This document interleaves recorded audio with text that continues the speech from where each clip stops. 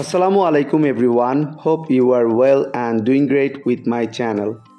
আজকের এই ভিডিওতে আমি আপনাদের সাথে শেয়ার করব একটি অ্যাডভান্স ইংলিশ স্ট্রাকচার। সো ভিডিওটি না টেনে শেষ অবধি দেখুন। আমার খাওয়ার সময় আছে, তোমার যাওয়ার সময় আছে, তাদের ঘুমানোর সময় আছে, তার বলার সময় আছে। এই প্রতিটা বাক্যে যে জিনিসটা কমন আমরা দেখতে পাচ্ছি সেটা হলো সময় আছে।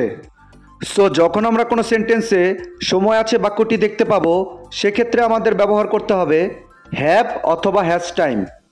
এই টাইপের বাক্যগুলোকে ইংলিশে বলতে হলে সেন্টেন্স স্ট্রাকচারটি হবে সাবজেক্ট প্লাস হ্যাভ অথবা has time plus to plus verb.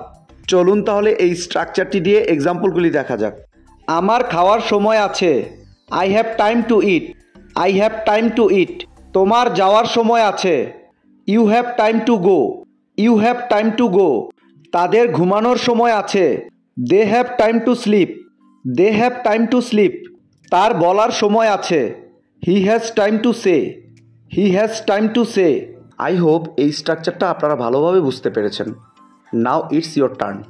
আমাদের খেলার সময় আছে, আমাদের খেলার সময় আছে। এই বাক্যটি ইংলিশে কী হবে আপনারা কমেন্টে লিখে জানাবেন।